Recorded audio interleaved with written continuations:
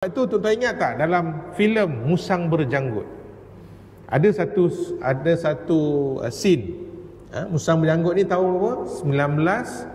1959. Ingat tak?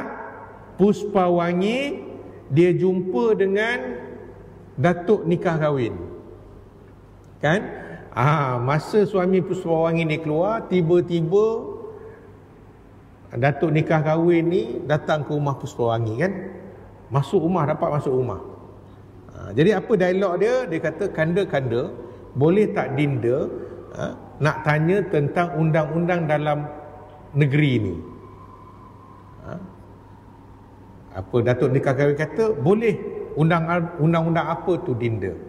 Kanda, salah tak kalau seorang lelaki masuk ke dalam rumah seorang perempuan yang suaminya tak ada kat rumah? Oh, itu salah tu, salah besar tu. Oh, kalau macam tu, kanda pun salah lah. Oh, salah tu salah juga. Tapi tak jadi apa-apa, sebab kanda yang bikin ini undang-undang.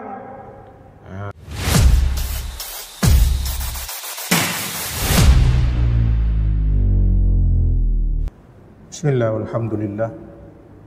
Assalamualaikum warahmatullahi wabarakatuh. Bismillahirrahmanirrahim. Bismillahirrahmanirrahim. Bismillahirrahmanirrahim. Bismillahirrahmanirrahim. Bismillahilladzi la yadurru ma'asmihi syai'un fil ardi wala fis samai wa huwa samiul alim. Alhamdulillahi rabbil alamin. Wassalatu wassalamu ala asyrafil anbiya wal mursalin wa ala alihi wa ashabihi ajma'in, amma ba'd. Terima kasih saudara pengacara majlis selaku Tuan Imam, pengusi Masjid Padang Denas Kuala Nerus Terengganu, para imam, para bilal, tuan-tuan guru, para habaib, panglima dan pahlawan sukarelawan masjid, ketua-ketua masyarakat, tuan-tuan, puan-puan, adik-adik dan anak-anak sekalian. Moga-moga dalam rahmat dan kasih sayang Allah Subhanahu wa taala. Pertamanya, izinkan saya merafakkan kesyukuran dan pujian kepada Allah Subhanahu wa taala atas limpah kurnia serta perkenannya dapatlah saya hadir pada malam ini bagi memenuhi undangan dan hajat tuan-tuan untuk mengisi program kita pada malam ini. Tahniah dan syabas pada pengurusan masjid yang sememangnya aktif dalam merangka dan memberikan maklumat serta ilmu berguna kepada masyarakat. Tuan-tuan, puan-puan sekalian, sungguh elok si bunga raya, lambang negara kita tercinta, undang-undang tiang negara, jatuh hukum teguh sentiasa. Terlebih dahulu saya mengucapkan selamat menyambut Hari Kemerdekaan yang ke-68 pada tahun ini. Kemerdekaan ini takkan tercapai tanpa jasa dan perjuangan nenek moyang kita yang telah berjuang dan berkorban demi sebuah kalimah merdeka, mim ra dal kaf alif, mengikut Rasul dan takut kepada Allah. Justru ayuh tuan-tuan puan-puan sekalian, kita sedekahkan bacaan Al-Fatihah kepada para pejuang negara kita yang telah pergi meninggalkan kita. Al-Fatihah. Auzubillahi minasyaitonir rajim. Alhamdulillahirabbil alamin arrahmanir rahim. Iyyaka na'budu wa iyyaka nasta'in. Ihdinas siratal ladzina an'amta 'alaihim ghairil maghdubi 'alaihim waladdallin. Amin. Muslimin muslimat, para jemaah sekalian, kemerdekaan bukan hanya bebas dari penjajah. Ia juga tentang kedaulatan undang-undang. Bebas tak semestinya kita boleh buat apa saja yang kita nak. Bebas tak izinkan kita buat ikut suka hati kita. Bebas ini ada hadnya, ada batasannya, tak boleh dilanggar. Hatta manifestasi merdeka pun kita kena ikut norma dan adat. Apa yang berlaku pada hari ini sambut merdeka, tapi pengisian dia Masya Allah. Syukur pada Allah Subhanahu Wa Taala, malam ini Qaryah Padang Nenas ini dia buat program sempena nak merdeka ni 2-3 hari lagi ni, dia buat program penghayatan kemerdekaan menurut kacamata Islam. Bukanlah kita nak pergi konsert, nak buat program-program lara. Cukup dah, banyak sangat dah. Kan? Dalam dunia sekarang ni, dunia di hujung jari. Dalam telefon kita tu banyak sangat dah hiburan. Cukup-cukup lah. Tak nak je kita ni. Dan bila adanya program-program penghayatan kemerdekaan ini, memang bagus, memang baik, supaya kita ini menghargai kemerdekaan. Ini yang depan saya, generasi X, Y, Z ini, dia tak rasa kemerdekaan ni. Saya generasi Z, tuan-tuan, tahun 70-an ke atas, 78 ke atas. Tuan-tuan yang ada depan saya ni baby boomers, kan? Lahir tahun berapa? 60-an, 50-an. Ke ada yang dah umur merdeka depan saya ni? Rasanya ada ni, ayah-ayah kita ni. Kami ni tak rasa macam mana susahnya zaman penjajah. Tak pernah rasa kapiu, tak boleh keluar malam. Kita molek-molek ada boleh keluar, tapi nenek moyang kita dulu bertarung nyawa, nak makan pun kena catu. Zaman penjajah, makanan dicatu. Zaman darurat, makanan dicatu. Seorang dewasa seminggu sekati beras. Sekati beras tu banyak mana adik-adik? Adik-adik lah, orang tua otak-otak ni tahu sekati. 600 gram aja. Cukup ke tidak? Seminggu 600 gram beras catu. Seronoknya kita ini tahu-tahu lahir-lahir merdeka. Itu yang kadang-kadang isu-isu yang terkini sekarang ni, bendera pun tak reti. Terbalik sana sini, orang dah buat dah, tak akan adanya lubang dekat belah atas tu, dia dari bawah. Terbalik juga. Habis nak kata macam mana? Sebab tidak ada penghayatan kemerdekaan. Yang mereka tahu bebas. Bebas boleh buat apa saja, bebas boleh pakai apa saja, bebas boleh kata apa saja yang dia nak. Jemaah tak setuju dengan Tok Imam, baca panjang sangat, komplain. AJK tak puas hati sebab jemaah parking bawah kanopi, komplain. Contoh, tu contoh sebab dia rasa tak boleh. Itu yang jadi masalah. Dan apa ertinya bebas kalau kita masih dibelenggu dengan undang-undang penjajah, masih mengamalkan prinsip yang mereka tinggalkan. Tuan-tuan, penjajah ini syarat dia nak bagi kemerdekaan kepada kita, kita kena ikut cakap dia. Dia bagi syarat. Sebab alhamdulillah kita merdeka dengan keadaan yang tidak ada pertumpahan darah. Kita berunding. Bila berunding mesti ada tarik tali, betul tak? Kita buat kes di mahkamah, tuntutan sivil, biasanya mahkamah akan arahkan pergi ke mediasi, timbang tara dulu. Tak perlu terus pergi ke mahkamah untuk bicara. File kita dah filekan, tapi proses dia, ini sikit hari lagi mediasi ni dah jadi wajib. Maknanya kalau istilah di mahkamah syariah dia panggil majlis suluh, rundingan damai. Rundingan damai ni biasanya kita nak menang ke kita main tarik tali. Kita main tarik tali. Kita mungkin tak dapat semua, tapi tak rugi semua. Di pihak satu lagi yang dituntut pun dia tak rugi semua dan tak dapat semua, sama je. Jadi kita akan cari titik tolak dia, pertemuannya di mana. Itu yang kita sebut sebagai mediasi. Tapi apa yang kita nak sebut di sini adalah prinsip perundangan yang ditinggalkan oleh penjajah. Zaman Portugis macam mana undang-undang kita, dan macam mana mereka memaksa kita mengikut undang-undang mereka. Zaman Belanda, kemudian datang balik Portugis, datang balik Inggeris. Bagaimana pula dengan Jepun? Saya rasa generasi yang ada pengalaman dengan Jepun mungkin tak ada dah pada malam ini. Saya pun dapat cerita daripada arwah atuk saya. Macam mana dia ni, pagi-pagi orang kita ni kena beratur, kena berdiri, hormat dia lalu, kena tunduk ke arah matahari terbit, siap nyanyi lagi. Saya pun tak reti lagu dia tu.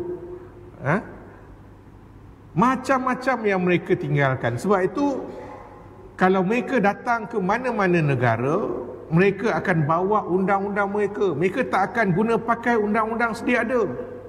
Mereka akan bawa, kononnya undang-undang mereka adalah undang-undang moden, undang-undang yang telah maju. Tapi mereka lupa bahawa kita ini negara berdaulat. Sebelum mereka datang pun kita dah ada undang-undang tubuh negeri. Kita dah ada prinsip raja. Kita dah ada organisasi yang lengkap. Ada rajanya, ada Mandar Menterinya, ada pahlawan panglimanya, ada struktur-struktur masyarakat. Kita bukannya orang yang datang-datang dia dulu kita pakai cawat. Tidak. Kita orang yang dah bertamadun. Jadi kenapa mereka ini kena tinggalkan juga perlembagaan ataupun undang-undang mereka? Sebab itulah mereka. Pertama, mereka bukannya orang yang menganut agama Islam. Itu kena tengok. Kita di tanah Melayu, ini zaman dululah kan, tanah Melayu ni, kita ni semuanya beragama Islam. Mungkin adalah sedikit yang menganut agama pagan, agama nenek moyang, kan? Tapi majoritinya adalah orang-orang Islam. Para pejuang negara kita semuanya berlatar belakangkan Islam. Ke ada pejuang-pejuang kita baca sejarah, dia ni bukan orang yang mengamalkan Islam, bukan ahli sunnah wal jamaah? Ada tak? Tak ada. Malah kita tahu mereka ini golongan-golongan salafi, golongan-golongan yang kita kata sufi, golongan tarikat. Bagaimana perguruan-perguruan silat itu diselitkan dengan amalan-amalan sufi. Bagaimana tok-tok guru kita dulu, kalaulah dia pun tok guru, tok imam mengajar, dalam masa yang sama dia juga adalah maha guru silat. Tuan tak jumpa tak? Jumpa. Ada tak? Ada. Nama-nama apa? Kiai Saleh, Tok Janggut, Tok Kenali, Tok Kupaloh, Abdul Rahman Limbong. Siapa mereka ini? Ketua kampung ke? Guru silat saja ke? Tidak, mereka ulama. Sebab itu mereka penjajah ini takut. Dalam konteks kita di negeri Terengganu, mereka payah sikit nak dapat kita ni. Sebab pemimpin-pemimpin kita adalah orang yang taat pada agama. Jenis tak takut mati punya. Kita pun sekarang ni kalau diberi pilihan, kan, nak berjuang ke nak berdamai, rasanya mungkin berdamai kot. Tak payah kata orang lain lah, yang duduk depan ni pun sama je. Kita tak akan sahut, kita tak akan rasa macam perjuangan kita ni adalah perjuangan yang suci, yang membolehkan kita dapat peringkat syahid. Tak ada. Orang lama itulah dia, berbekalkan kalimah bismillah, berbekalkan itu, berbekalkan ini, mereka turun berjuang. Tapi kita benda tu dah hilang. Dan sebab itulah tuan-tuan, insya-Allah pada malam ini kita akan kupas satu tajuk khusus sempena kemerdekaan, iaitu merdeka kedaulatan undang-undang. Kita nak tengok sama ada undang-undang yang kita hadapi sekarang ini, yang kita amalkan sekarang ini, apa konteks dia dalam erti kemerdekaan. Baik, dalam buku Nasionalisme Qurani karya Lufifi secara etimologi, katanya nasionalisme berasal dari bahasa Inggeris, iaitu nation, dan isma adalah pahaman. Maka pahaman kebangsaan lah secara ringkasnya, kan, iaitu mencintai bangsa atau tanah air. Justru kemerdekaan sendiri merupakan wujud kebebasan dari segala bentuk penindasan, dan konsep ini tersirat di dalam Al-Quran. Allah Subhanahu wa taala berfirman, Bismillahirrahmanirrahim, walaqad karramna bani Adam wa hamalnahum fil barri wal bahr wa razaqnahum minat thayyibat wa faddalnahum ala katsirin mimman khalaqna tafdila.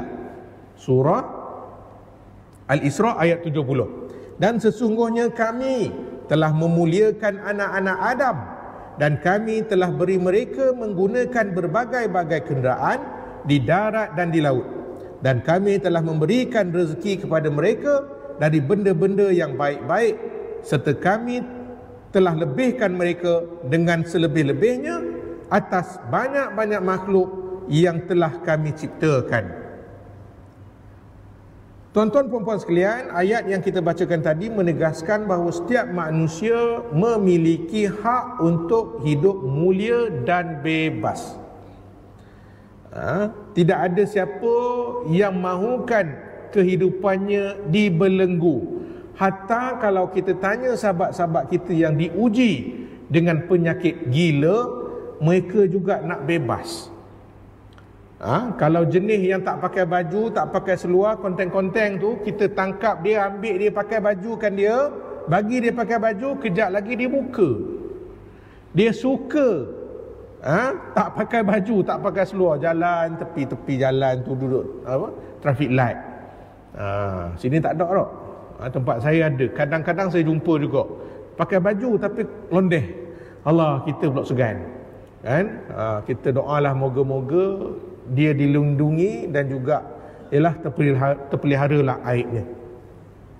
Baik, dalam surah lain juga, dalam surah Al-Mumtahanah ayat 8, Allah tidak melarang kamu daripada berbuat baik dan berlaku adil kepada orang-orang yang tidak memerangi kamu kerana agama kamu dan tidak mengeluarkan kamu dari kampung halaman kamu. Sesungguhnya Allah mengasihi orang-orang yang berlaku adil. Dalam konteks ini, ayat menyebut berkenaan dengan kemerdekaan, bebas. Allah larang pemimpin satu kaum itu menghalang, mengusir orang dari kampung halaman. Kita tak boleh, tuan-tuan. Tiba-tiba kita buat arahan untuk kosongkan kampung itu tanpa alasan yang kukuh. Tak boleh. Itu tidak adil. Sebab setiap manusia dia ada hak untuk berada di kampung halamannya. Tak bolehlah kita sewena-wenanya kata tak boleh. Ini kami nak kampung ni, kamu duduk lain, carilah kampung lain. Tak boleh. Tapi kalau atas desakan ekonomi, desakan kemajuan, kena bolehlah. Tapi ada cara dia. Kena buat pengambilan, kena bayar pampasan. Ini main halau saja, macam apa yang berlaku di tebing barat tu kan, di apa ni, di Asia Barat tu. Tengok apa yang berlaku, usir begitu je. Allah rakamkan mereka juga bukan orang yang adil, mereka orang yang zalim. Tunggulah masa dia.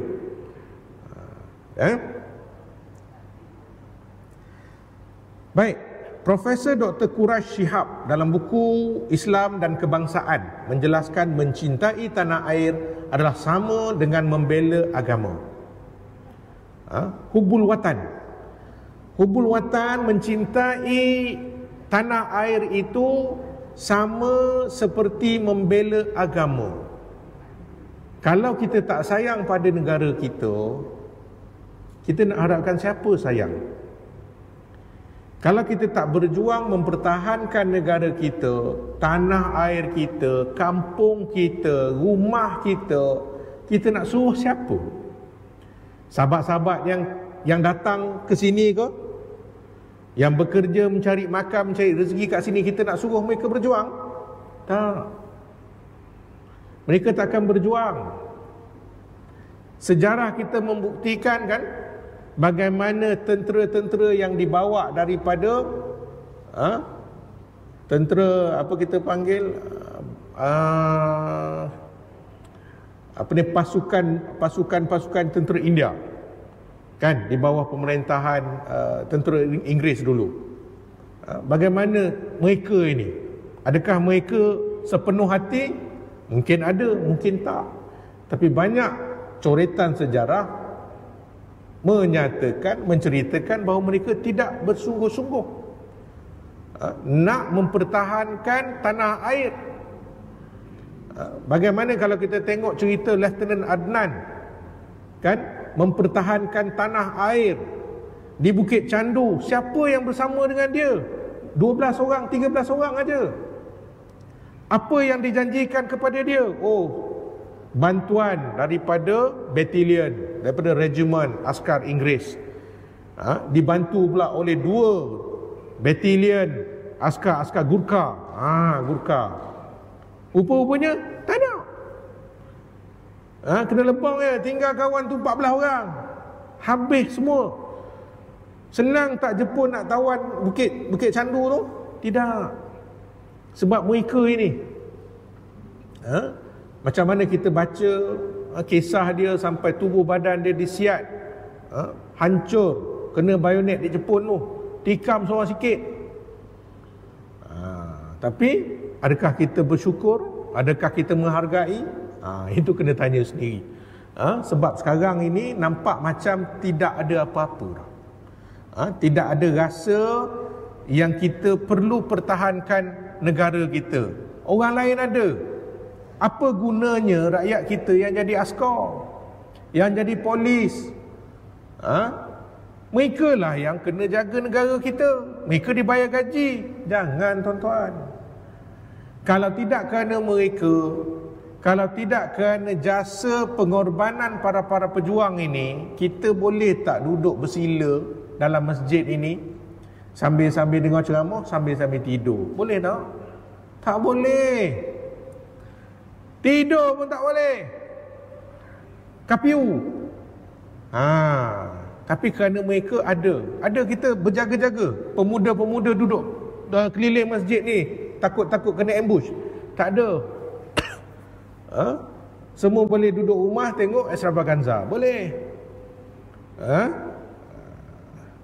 Sebab itu kitalah sendiri yang kena jaga. Dan kalau kita rujuk kedaulatan undang-undang, kita bincang bab merdeka dan kedaulatan undang-undang. Apa benda ni?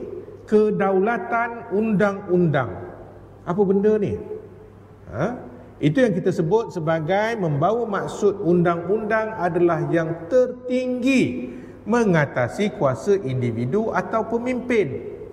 Kita meletakkan undang-undang yang ada sebagai satu konsep ataupun satu perkara yang tinggi.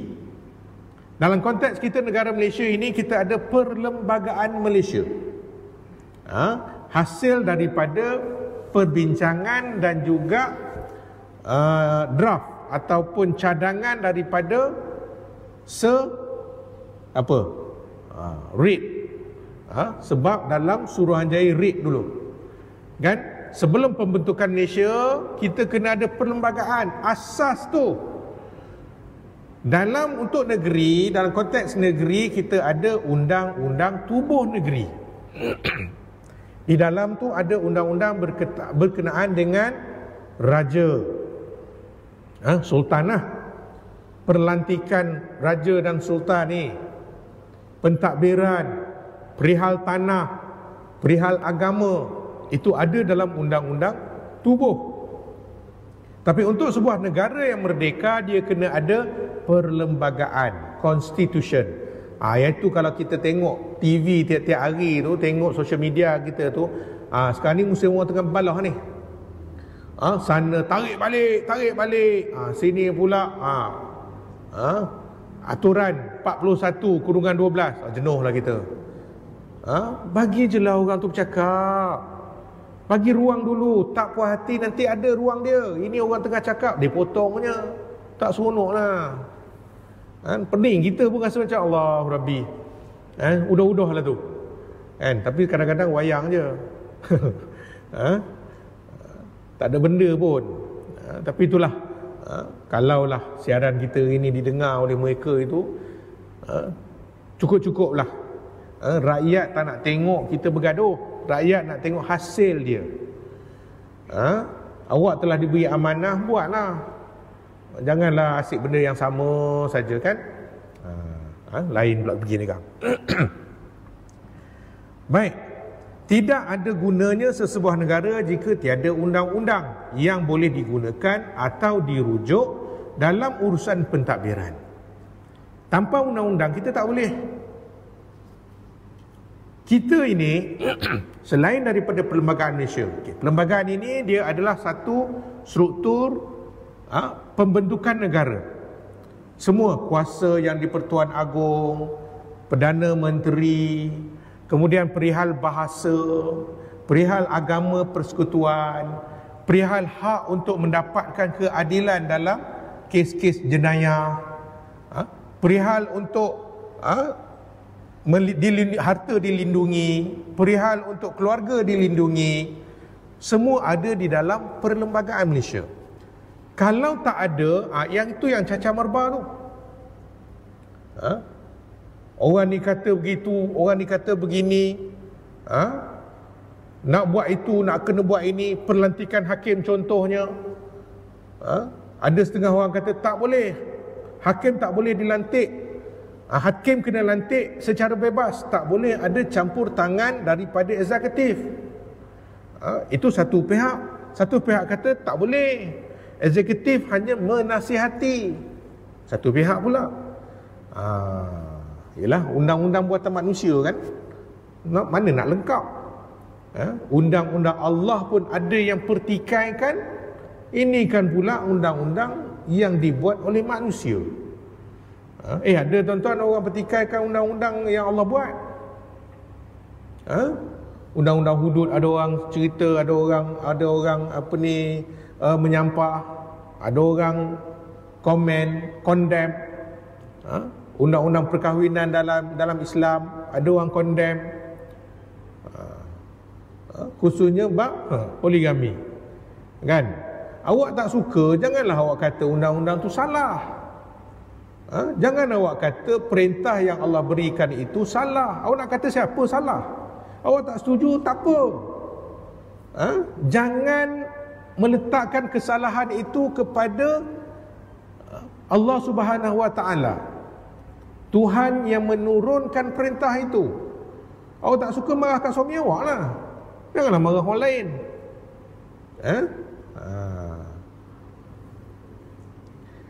Dan cuba bayangkan tuan-tuan, kalau tak ada undang-undang, seseorang boleh rampas harta seorang lain. Contoh dalam masjid ini, tengah-tengah saya bercakap ni, tiba-tiba ada orang datang tolak saya, dia nak bercakap. Boleh tak boleh? Tak boleh lah. Ini floor saya. Floor saya tu. Ini masa saya. So beri peluang kepada saya. Awak punya masa kemudian. 2-3 hari semalam kan kita tengok ada seorang imam kena tikam. Ke pagi tadi saya tak ingat, saya baca news. Semayang subuh, imam gek-gek takut tu. Semayang subuh ada orang datang tikam imam tu. Sebab apa? Biasanya kita akan kata tak ada benda lain dah, isim ni. Kan? Adalah tu tak center. Cuba bayangkan kalau tak ada undang-undang tuan-tuan. Semua orang nak berebut jadi imam, semua orang nak berebut qomat. Kejap lagi ada 10 orang nak qomat. Berebut 10 qomat dia. Sebab tak ada undang-undang. Kalau kita ini nak ambil harta orang, suka hati kita lah. Keluar ni sekarang kita ambil selipar siapa-siapa. Rasa aku nak selipar ni, bawa balik. Tak ada undang-undang dengan pemilikan harta. Kita nak ambil kereta orang, bawa je lah, bawa balik. Balik rumah rasa tak berkenan dengan bini kita, masuk rumah jiran. Di rumah jiran tu bini kita. Sudah. Tak kepening kepala kita. Tapi sebab kita ni ada undang-undang, maka tak bolehlah berlaku sedemikian. Kita manusia ni yang berakal ini pun kena ada undang-undang. Dan kadang-kadang ada undang-undang pun tak ikut.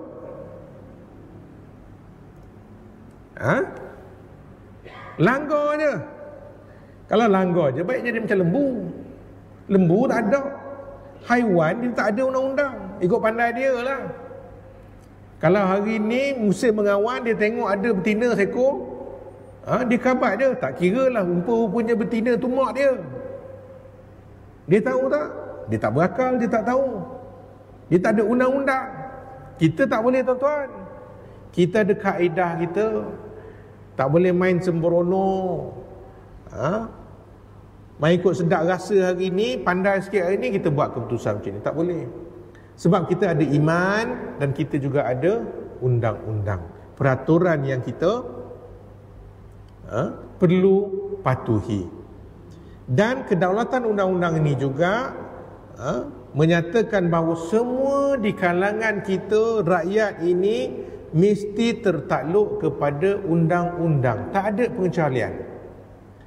Baik lelaki, baik perempuan, kanak-kanak, dewasa, orang kaya, orang miskin, pekerja buruh, pemimpin, ketua kampung, ahli yang berhormat, raja, semua ni kita kena ikut, kena patuh. Dia tak boleh main aku terkecuali, tak boleh. Dia tak ada pengecualian. Sebab itu tuan-tuan ingat tak, dalam filem Musang Berjanggut ada satu scene. Musang Berjanggut ni tahun berapa? 1959. Ingat tak? Puspawangi dia jumpa dengan datuk nikah kahwin. Kan? Masa suami Puspawangi ni keluar, tiba-tiba datuk nikah kahwin ni datang ke rumah Puspawangi, kan? Dapat masuk rumah. Jadi apa dialog dia? Dia kata, kanda-kanda, boleh tak dinda nak tanya tentang undang-undang dalam negeri ni? Apa datuk nikah kahwin kata, boleh. Undang-undang apa tu dinda?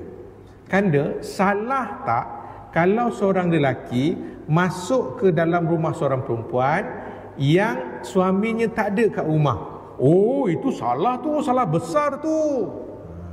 Oh, kalau macam tu, kanda pun salah lah. Oh, salah tu salah juga. Tapi tak jadi apa-apa, sebab kanda yang bikin ini undang-undang. Semua tu boleh padam, dia kata. Maksudnya apa, tuan-tuan? Orang yang konon-konon buat undang-undang tu sendiri boleh langgar. Dalam konteks kita sekarang ni, orang yang kita amanahkan buat undang-undang, dia langgar undang-undang tu. Tak boleh lah. Ini Piramli cerdik tak cerdik dia, kan? Dah lama dah dipikir benda ni. Kita satu-satu. Sebab itu tuan-tuan, kalau kita baca, ada orang 2-3 pengkaji ni, dia suka buat kajian berkenaan dengan Piramli, filem-filem dia, cereka-cereka, lagu-lagu dia. Apa sebenarnya di sebalik itu? Ada orang buat tesis tau. Ini bukan kajian-kajian apa biasa-biasa, tak. Tesis, PhD. Nak tengoknya apa sebenarnya yang digambarkan, apa sebenarnya yang ditulis oleh Piramli. Genius orangnya. Macam mana dia boleh datangkan kalimah apa? Demokrasi terpimpin. Satu hal. Macam mana dia buat benda-benda tu. Tapi dalam konteks ini macam mana? Sebenarnya sinis tu. Dia nak menggambarkan kepada kita bahawa ada golongan yang nanti dia buat undang-undang dan dia sendiri tak patuh pada undang-undang tu. Nak kata wujud sekarang ni wallahu alam, mungkin ya, mungkin tidak, kan? Tapi dari sudut kedaulatan undang-undang, memang kita tidak ada pengecualian. Semua orang kena ikut, kena patuh. Kalau dekat simpang jalan itu warna merah, kita boleh langgar ke tak boleh langgar lampu merah tu? Ni ada satu cerita lah. Satu rombongan VVIP lalu ke jalan ni, tiba-tiba lalu sempang lampu merah. Tuan-tuan rasa dia langgar ke tak langgar? Pemimpin ni, VVIP ni, rombongan ni rasa langgar tak langgar? Langgar. Dan dalam situasi yang sama, di tempat yang sama, ada lembu 2 ekor. Tiba-tiba warna merah juga. Rasa-rasa lembu tu jalan ke dia berhenti? Jalan. Dia jalan, tuan-tuan. Dia mana tahu? Tapi tak usah kata kat orang lah. Traffic light ujung kita ni kan, kadang-kadang pukul 3:30 pagi lampu merah, kita jalan ke berhenti? Jalan. Mana ada? Tak ada orang nak, kita jalan je lah, kan? Pandang kiri kanan clear, okey, kita jalan, kan?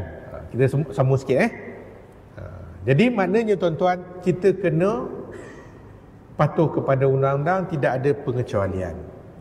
Dan kedaulatan undang-undang ni juga adalah kunci kepada keadilan dan kemakmuran.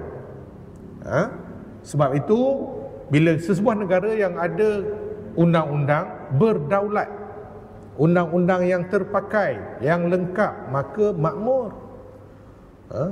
Kita ni memanglah tak lengkap lah undang-undang negara kita ni. Banyak lagi loophole, lompong-lompong. Kita masih lagi sentiasa meminda undang-undang. Kalau dulu contoh undang-undang kanun kesiksaan, ini yang kes-kes jenayah lah, ke mana kita ikut? Kita ikut undang-undang penal code atau kanun kesiksaan India. Sebab India lebih awal merdeka daripada kita. Sebab itu kalau tuan-tuan perasan, section dia tu, aturan dia tu sama lebih kurang. Mungkin senggang 1 atau 2 section. Kita follow satu-satu. Kalau kita kata 39B 302 kerana kesalahan membunuh, mungkin kanun keseksaan India section 304. Dia begitulah, dia akan ada. Sebab kita pun ada yang kita tolak, ada yang kita ambil, kan? Sebab itu masa kita sebelum merdeka, kita dijajah secara fizikal. Kita juga dijajah dalam sistem perundangan. Perundangan kita ni berkiblatkan Inggeris. Dari sudut cukainya, kita kena bayar cukai. Ada kadar cukai dia. Cukai padi, cukai pisang pun ada rupanya. Macam-macam cukai dikenakan. Tengoklah cerita Mak Kilau. Kan? Kemudian dari sudut ketenteraan, mereka ada sistem ketenteraan sendiri. Masa zaman kita tak boleh ada tentera, mereka je ada. Mereka import tentera-tentera mereka, tentera Gurkha tu. Dan ada jugalah di kalangan kita yang jadi tali barut, yang menjadi talam 2 muka. Pergi kat dia. Kalau zaman Jepun, ramai yang jadi Kempeitai, mata-mata dia. Zaman Inggeris pun sama je, kan? Dan kemudian sistem pendidikan, bagaimana sistem pondok itu dinafikan, dikurangkan. Orang tak boleh nak belajar lagi dah, kena ikut sistem ini. Itu zaman dia. Sebab memang itulah perangai penjajah. Tuan-tuan ingat penjajah tu baik ke? Tak. Semua tu nak perah keringat kita, nak perah kekayaan kita je. Dia tak peduli benda lain. Yang dia tahu negara kita makmur. Makmur tuan-tuan negara kita ni. Korek satu kaki pun pokok boleh tumbuh. Banding dengan negara luar, kalau pergi ke tanah Arab itu, koreklah berapa dalam, pokok tak tumbuh juga. Cuma sekarang ni teknologi, betul lah kan, tahun-tahun hujung-hujung nak kiamat ni kan, bagaimana padang pasir di Jazirah Arab itu bertukar jadi hijau, kan Nabi dah sebut. Tapi apa mereka buat? Mereka buat sistem pengaliran di bawah, kemudian tanam, ada topsoil lah, memang lah. Tapi kalau naturalnya tak ada, memang tak boleh kan? Sebab kita ni makmur sangat. Kalau di Pahang tu rauk aja dah keluar mah. Rauk, itu nama dia rauk. Rauk keluar emas. Makmur tak makmurnya kita ni. Baik. Kemudian walaupun kita ada undang-undang sendiri yang berteraskan Islam, lama dah undang-undang kita semua berteraskan Islam. Bukti dia apa? Batu bersurat. Tahun bila tu? 14 lebih tau. Abad yang ke 1400 benda tu ada. Maknanya lama dah kita ni menganut agama Islam. Dah ada undang-undang dah. Tapi apa mereka buat? Mereka pindah, mereka sekat. Undang-undang Islam hanya boleh terpakai dalam masjid dan rumah sendiri sahaja. Dalam perkara-perkara yang melibatkan agama, ibadah, dalam perkara nikah kahwin, mati, itu je agama. Yang lain jangan ikut agama, dia kata. Itu yang jadi masalah. Tapi adakah mereka berjaya? Tak. Hebatnya nenek moyang kita masih boleh kekalkan keislaman mereka, dan sampailah hari ini kita kena bersyukur. Tuan-tuan, kalau kita duduk di negara jiran, contoh kita duduk di Filipina. Duduk di Filipina. Filipina ni dulu negara Islam. Manila itu adalah fi amanillah. Tempatnya nama tu Manila tu. Fi amanillah. Tempat yang aman di bawah lindungan Allah. Tiba-tiba bila Spanyol masuk, apa jadi? Tukar semua. Tapi di tanah Melayu, bukan dia orang tak pernah cuba, dia orang cuba. Tapi alhamdulillah, nenek moyang kita ni orang yang teguh iman dia sampai hari ni. Tuan-tuan bayangkan macam mana perjuangan tok nenek kita dulu, sanggup mengorbankan jiwa raga mereka kerana nak pastikan pertama sekali iman anak cucu dia. Kalau nak kata harta, mungkin mereka dah habis, dah hilang. Tapi setidak-tidaknya kita ini mewarisi iman atuk dan nenek kita. Bersyukurlah. Mereka tak tinggalkan harta, wang ringgit, tanah. Mereka tak buat begitu. Mereka tinggalkan kita iman. Berapa generasi dah kita ni Islam. Itu nikmat yang paling besar yang kita kena hargai mereka. Tanah tak ada, tak apa. KG mati, KG masuk tanah juga. Kalau mati biasalah. Mati dalam laut tak jumpa, kan? Tapi itu yang kita nak sebut. Dan yang terakhirlah, dalam konteks kedaulatan undang-undang ini, kalau ikutkan sekarang ini, memang banyak benda yang berlaku. Sebabnya mereka ini tidak mendaulatkan undang-undang. Mereka nampak bahawa undang-undang ini benda yang ringan sangat, tak payah nak diambil berat. Sebab itu ada orang yang ambil rasuah, tipu hak orang, makan hak orang. Even kadang-kadang kita ini, kalau tak ada undang-undang bab faraid, siapa dalam masjid ini boleh bagi jaminan, tolong angkat tangan, dia tak makan harta haram? Siapa boleh bagi? Silap hari bulan kita ni mewarisi harta dengan cara salah. Sebab bab faraid kita tak selesai. Sebab pada kita, bila berlaku kematian bapa kita ke mak kita, kita bersetuju untuk bagi sama rata. Duit ada RM3, bagi sama rata. Adik-beradik, seorang lelaki, seorang perempuan. Lelaki dapat 2 bahagian, perempuan dapat 1 bahagian. Tapi oleh kerana dia kata, oh tak apalah, kita bagi sama rata, RM1.50 seorang. Tak boleh tuan-tuan. Sebab hak ataupun undang-undang dalam faraid, lelaki 2 bahagian, perempuan 1 bahagian. Selesaikan yang tu dulu. Kewajipan kita yang hidup ini, selesaikan dulu yang itu. Maksudnya, buat faraid dulu. Dah tahu hak masing-masing, okey, nak takharus, nak keluar, nak cari penyelesaian, kata okey tak apalah, abang dapat RM2, awak dapat RM1. Tak apalah, kita bukan orang lain, adik-beradik, kita bagi sama rata. Tak apa, khalas. Berapa ramai kita, mak-mak di belakang kita, ayah-ayah depan saya ini, yang bila berlaku kematian dia kata, aku tak nak anak-anak aku bergaduh, aku tak nak anak-anak aku bermasam muka, semua harta arwah bapa bagi sama rata. Nak tak nak, setuju tak setuju, ini keputusan aku sebagai mak. Ada tak? Ada. Salah. Kita kena lunaskan dulu. Tak boleh main sama rata macam tu, tak boleh. Sebab hak itu adalah hak. Walaupun kita kata anak itu tadi ni tak pernah menjaga kita, lari dah bawa diri, tak boleh. Kena bagi hak mereka. Ada yang pula sorok waris. Sorok waris satu hal juga. Mentang-mentang dia tu adik mak lain, bapa sama, mak lain, sorok. Makan harta dia seorang. Sebab dia kata dia seorang je anak lelaki. Boleh tak? Berlaku tak? Berlaku. Sampai sudahlah, nak buat macam mana tuan-tuan?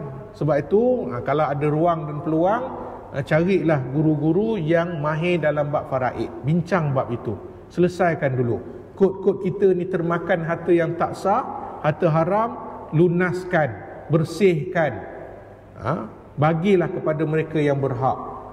Jangan kerana kita ni rasa selesa, tak ada kena apa-apa, kita biar ajalah. Istidraj tu, memanglah Allah tak bagi, Allah tak uji kita, Allah tak bagi kita sakit, tak bagi kita ujian. Tapi sebenarnya Allah tegur kita. Apa tanda burung perpat? Makan gambir, sarang berangin. Apa tanda kiamat dekat? Orang pandir diangkat pemimpin. Apa tanda burung perpat? Bulu bergedik dipatuk angsa. Apa tanda kiamat dekat? Orang fasik bermaharaja lela. Maksudnya tuan-tuan sekarang ini, kalaulah mereka ni tak memandang ataupun tak menghargai undang-undang, mereka langgar. Tak peduli apa saja mereka akan buat. Tak kira sebab mereka berkuasa. Baik. Jadi kita perlu bertanggungjawab. Kena sentiasa berpegang teguh kepada undang-undang. Tak kiralah undang-undang civil ataupun undang-undang syariah. Kadang-kadang dalam undang-undang syariah ada orang juga berkata-kata di belakang, amboi tak semayang Jumaat pun dah kena RM6,000. Sabar dulu. Yang kena RM6,000 tu kalau 3 kali tak pergi, memang asyik muka dia je tak datang masjid. Benda lain datang pula. Tu memanglah kena. Ini molek-molek ada time Jumaat pergi pasar raya. Memang pasar raya kita tutup, kunci terkurung kat dalam. Hari Jumaat tu jugalah nak pergi main buai, bermusing, nak pergi ke pantai, nak pergi ke berkelah-berkelah, healing tu. Memanglah. Tapi ada di kalangan kita ni yang mempertikaikan. Tak bolehlah. Itu tanggungjawab kita. Jangan perlekehkan. Tambah baik tak apa, jangan merendah-rendahkan. Sebab walaupun kita kata undang-undang syariah kita ini tidak 100%, kan, tapi sekurang-kurangnya ada. Kita kena buat lah. Jangan main kena, wah tak, ini apa ni kata Islam tak macam ni. Janganlah, sabarlah. Kan? Sabar itu subur, enggak sabar masuk kubur. Satu-satu. Okey. Baik. Ada satu hadis Rasulullah, riwayat Muslim, barang siapa melihat kemungkaran maka ubahlah dengan tangannya, jika tidak mampu ubahlah dengan lidahnya, jika tidak mampu maka dengan hatinya, dan itu adalah selemah-lemah iman. Itu adalah amanah kepada kita seorang Muslim untuk mempertahankan dan mendaulatkan undang-undang. Tengok keadaan lah. Kalau kita ni orang yang ada otoriti, kita boleh tegur dengan kekuasaan kita. Contoh, kalau kita ni imam masjid, pengurusi, tiba-tiba time sembahyang Jumaat, orang masih lagi nak berjual beli. Masuk azan pertama itu, masuk waktu dah, berjual beli lagi. Tegur, kita boleh tegur. Sebab Allah larang kan jual beli waktu solat Jumaat. Ini kat sini mungkin kurang tuan-tuan. Kalau kita berada di pantai barat, hari Jumaat kan hari kerja, masa itulah nak cari nasi biryani, laksa Penang, rojak apa semua. Jangan tuan-tuan, cobaan. Tapi rancak sangat berniaga. Jadi kalau kita ni sebagai tok imam hari itu, buat pengumuman.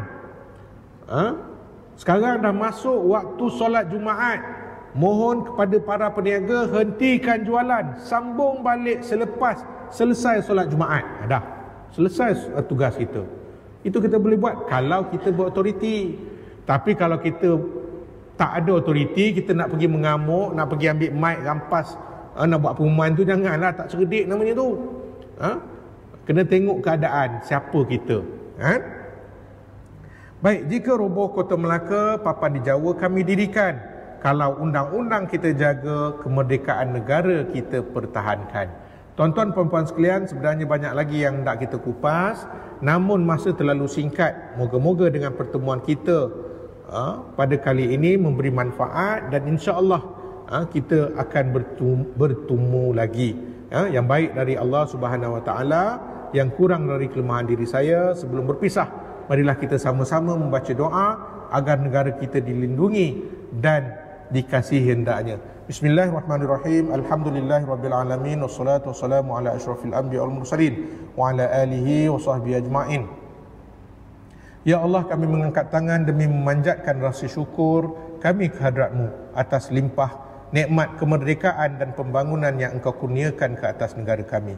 Maka dengan rahmat dan kasih sayang-Mu ya Allah, limpahkanlah ke atas negara kami keamanan dan kedamaian, kesejahteraan dan keselamatan dari segala perkara yang boleh mengganggu gugat keharmonian dan keutuhan perpaduan rasa hormat menghormati sesama rakyat yang kami nikmati ketika ini. Ya Allah, limpahkanlah rahim-Mu kepada para pejuang kemerdekaan negara kami yang amat berjasa dan pasukan keselamatan kami yang sanggup berkorban demi memastikan keamanan dapat dinikmati sekalian hayat. Ya Allah, Ya Rahman, Ya Rahim, kami mohon kepada-Mu jua, Ya Allah, agar dibimbinglah hati kami dengan hidayat-Mu, dicucurilah diri kami dengan pandangan rahmat-Mu, dan dibantulah kami dengan sifat rahim-Mu agar kami terus bersatu dan bersama gerak menuju matlamat yang satu untuk membina dan membangun watan kami yang merdeka, maju, berkat dan sejahtera, demi mempertahankan watan kami yang berdaulat dan disegani di pesada dunia di bawah naungan rahmat dan nikmat-Mu ya Allah.